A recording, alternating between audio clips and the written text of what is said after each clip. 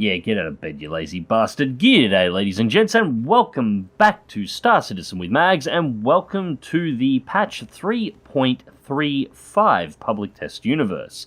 The PTU is, of course, the test universe for Star Citizen, where all the new patches are, well, tested prior to public release. Now, as I'm going through here, I'm just going to quickly make sure I've got all my gear sorted out. Now, the public test universe that I did in the last video was patch 3.3.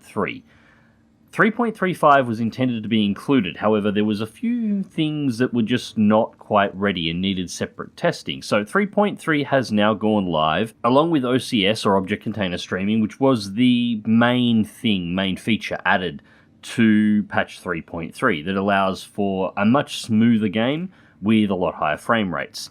Solves a lot of problems. 3.35, however, includes something else, which is what we're going to be taking a look at today. It includes Lorville and Hurston. Now, Hurston is a planet, not a moon. The three quote-unquote planets that we have in the Star Citizen PU at this point in time that you can land on, and you've seen me do on other videos, are actually just moons of the gas giant Crusader. Hurston is a full-on planet inside of the Stanton system. It has a breathable atmosphere, or at least a mostly breathable atmosphere, although we will come to that in just a moment, and it contains a full-on city. Now, the city tech was only demoed at CitizenCon last year. It was shown off as a feature, and here we are before the end of 2018, and we're getting our first look at a practical application of that city tech. But before we go more into the planet and to the city, this is the apartment. Now, the way Star Citizen is going to run, at least for most new players, is you're going to start off as a bit of a shit kicker. You're not going to have a lot of money, you're going to be starting on the low end with access to only a small spacecraft.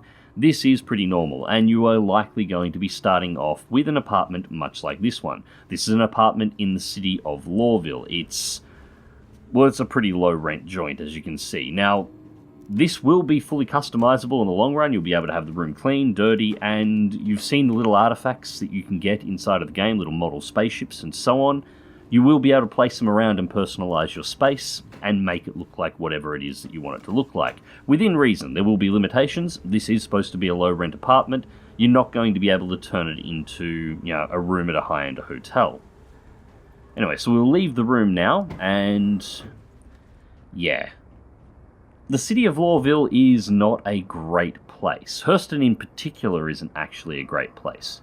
The planet Hurston is one of the few planets in the Star Citizen universe inside of UEE space that's actually owned by a corporation and not directly by the government.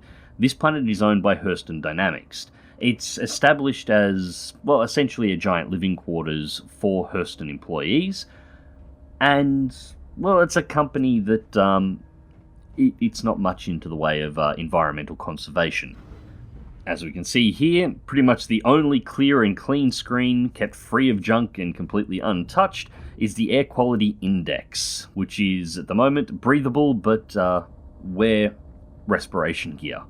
Now, we do have a large window at the end that does look out onto the city, but we are going to just have a little bit of a look around. As you can see, as I mentioned, these are low-rent quarters. There's garbage packed up everywhere. Generally, the quality of life for the people working on Hurston isn't particularly high.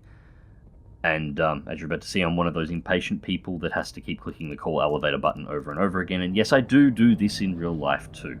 Anyways, while the entire planet of Hurston is owned by Hurston Dynamics, the main hub of the planet is the city of Lorville, which is where we are. Now, I already love this city. As you'll see in a moment, it looks like it's been torn directly out of Blade Runner. It is gorgeous in that cyberpunk, really dystopian, horrible future that looks amazing, but in reality you would really never want to live in.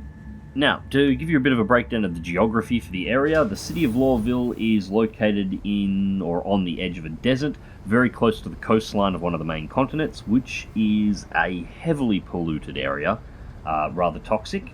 And the entire outside of the city is separated from the surrounding planet by a giant wall. Now, here it is, the city of Lorville.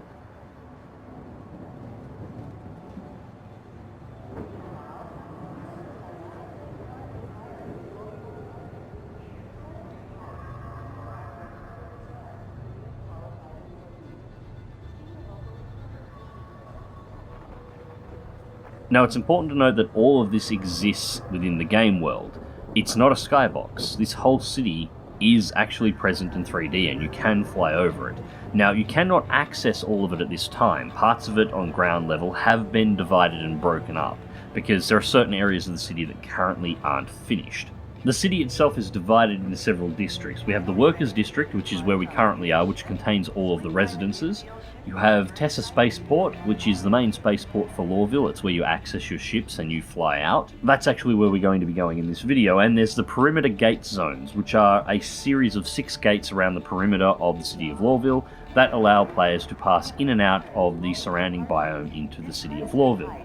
Now, there are 2 other zones as well. There's the Strip Mine, which I'm currently actually not sure if it's available. I haven't actually tried to get there.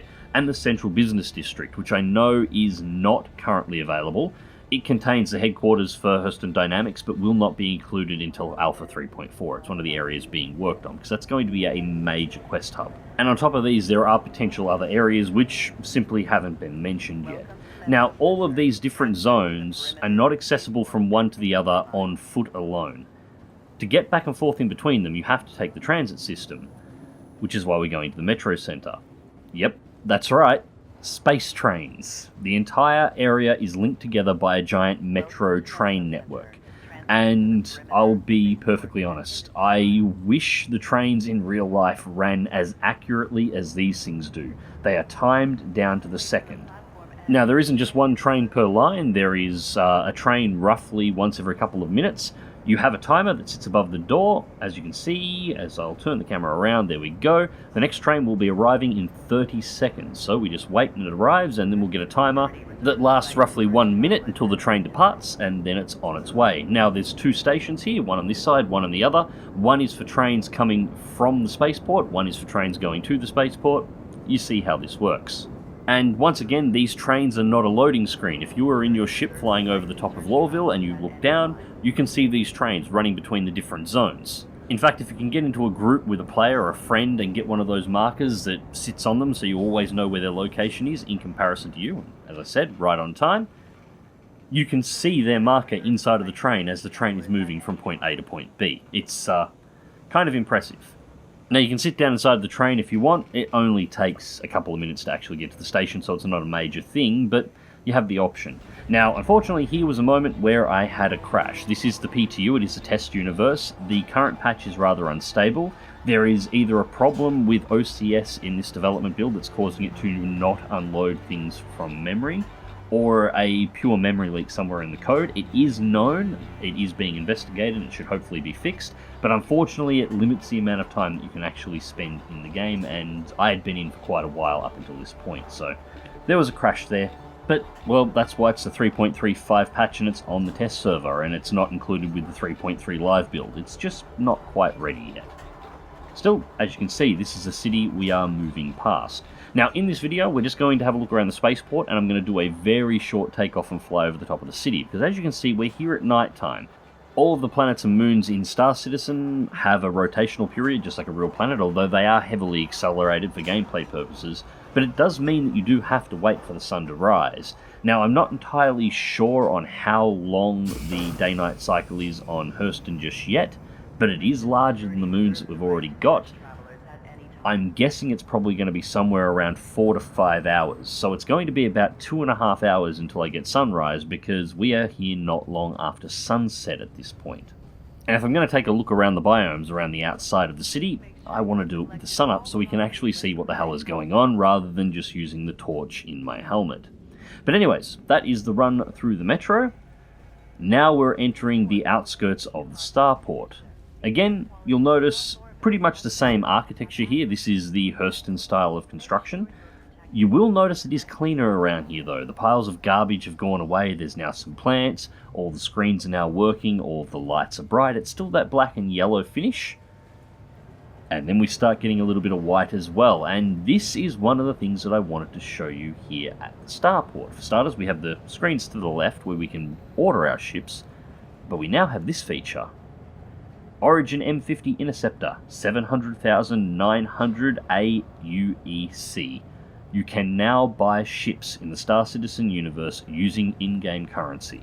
It's available as of this patch, and Hurston is going to be the first of the shipyards. Now, the M50 is obviously sitting out here to buy, but if we head through this way, we go to the New Deal, which is essentially a high-end used car dealership, or used ship dealership. Down that way is the elevators to the landing pads. We will be heading down there shortly. But first, what we're going to be doing is taking a look at the ships that are currently available inside of the New Deal and what their prices are.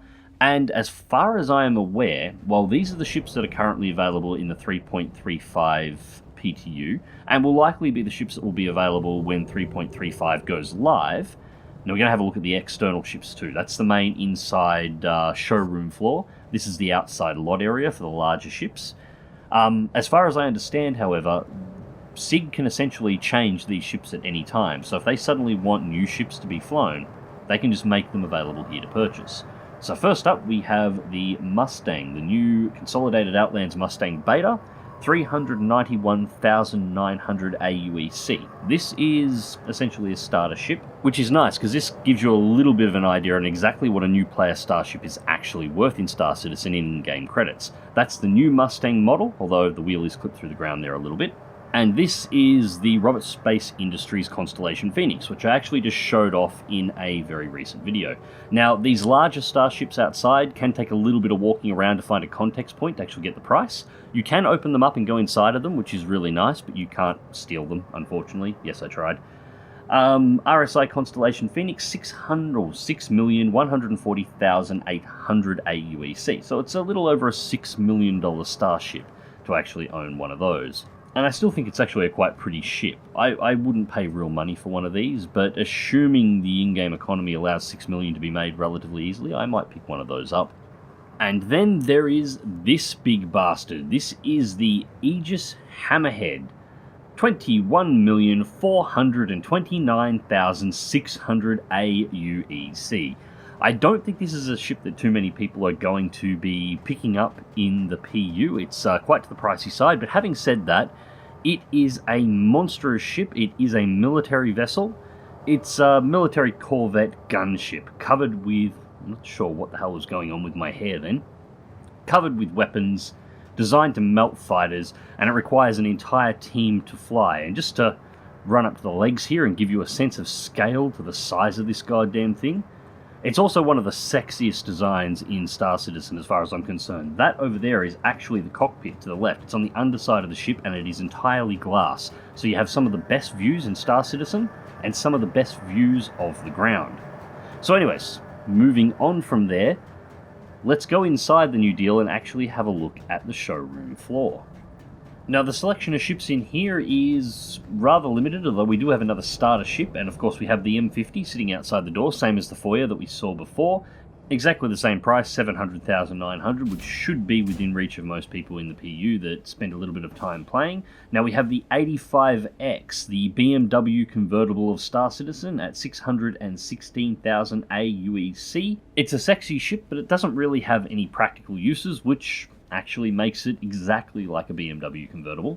Now we have the Aurora. This is one of the other starter ships, so the Aurora LX, 220,900. So that is the going price for the other starter ship inside of Star Citizen. It's worth a little bit less than the Mustang, but I think the Aurora is still a little bit more practical. And then we have the one that most people are going to be going for, the Prospector. 1,620,750 AUEC. Now, I was able to make well over 1 million credits in one of the previous PUs, so that one won't be hard to get, because I didn't put in a huge amount of time to make that amount of money. And it does serve a practical purpose, because the mining mechanics for Star Citizen are in-game right now, so by purchasing that ship, you have the ability to take on mining, which gives you another means to earn more money, and perhaps buy one of the larger, more expensive ships. Now, I do have a couple of complaints. First, the Star Runner is not an option in the 3.35. That's going to be my baby. I do have one of those. My other main complaint is that there is actually no cheap cargo ship. There's no Cutlass Black or maybe even a Reliant. No small cost cargo ship available to purchase. Now, not everybody is going to have a cargo ship available, and outside of mining, doing cargo runs is one of the other primary ways of making money, excluding missions. So I would have expected to see a small, relatively low-cost freighter of some kind available in that selection. But as I said, SIG should be able to swap these ships in and out at any time. Hopefully they will swap in something that is relatively low cost, but has a big enough cargo bay to make a decent light freighter, and open up another revenue stream for those that may not have a ship like that already, but want to play around inside of the PU more. So anyways, we are now going to go and find our ship. Now, pretty much all the signs tell you where you need to go. So this is to elevators to hangars 1 and 2. I'm assuming these are the large hangars. This is where things like the Hammerhead, the Reclaimer, or other, extremely large ships will probably spawn in. Then we have the side elevators to the remaining hangars, and we are after number 4, which is actually that one back there, but I didn't bother looking at the ground until now, which tells me where to go. And once again, I'm going to be impatient, and I'm going to click the shit out of the elevator button, because that's just the kind of person that I am. And yes, I do that at traffic lights as well when I'm trying to cross the road. So from here, we're just going to shoot down to the hangar bays. We're going to jump into the Cutlass Black, do a bit of a takeoff, and just fly out over the city. So you'll be able to see the city at night time from the air. And that's about where I think I'm going to call this video. I'm going to come back in a couple of hours if I have time and try and catch Lorville in daylight. Yeah, Hangar 4, click that one. Try and catch Lorville in daylight so we can have a look at how the city looks with the sun overhead, the walls, and out into the outer biome. Try and look at the coastline, and then nick off into the bushland and see exactly what the place looks like. Now, Lorville, as I said, is a pretty polluted planet. It's a planet run entirely by a corporation, and they have had no problems with pumping all of the toxic gases that they could possibly think of into the environment in the name of making money. So, it's a bit of a shithole, but it should be interesting because it is the first planet to have any kind of living biosphere in it, outside of the couple of organics that have shown up on the moons that are already in the PU. Now, the hangar bays are, of course, quite large here. I think you probably fit a reclaimer inside of one of these as well. They are pretty large. Your Constellations and stuff, ships on those size would spawn in these hangar bays as well, and not the other two bays. And of course, I've already shown the Cutlass Black off a couple of times in my previous Star Citizen videos, so I won't worry about a full tour of the ship. We'll just close it up and we'll get into the sky. So, anyways, ladies and gents, I hope you enjoyed the video, and thank you very much for watching. As always, remember to check the video description down below for links to my social media, my Twitch, my Discord if you'd like to join and come and talk to me in person, and to my Patreon if you'd like to help support the channel. On top of all this, I'm going to include my Star Citizen referral link. The referral link is what you use if you're interested in Star Citizen. Click on the link and sign up for an account. The base account is absolutely free, you don't have to purchase anything, but it signs up against my name. If you choose to purchase a starter ship, which are about $50, in order to jump into the game, you'll receive 5,000 bonus UEC, that's the in-game currency, on top of what you normally receive when you start, and you'll also award me with a point.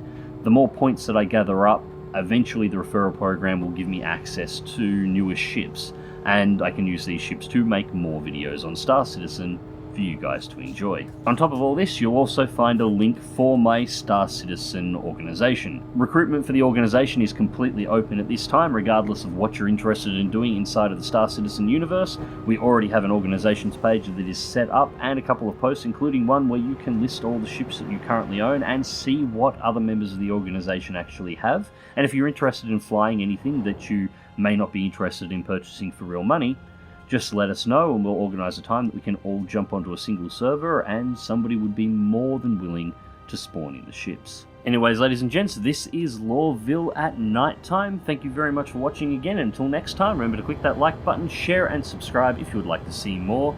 And as always, I'll catch you around the verse.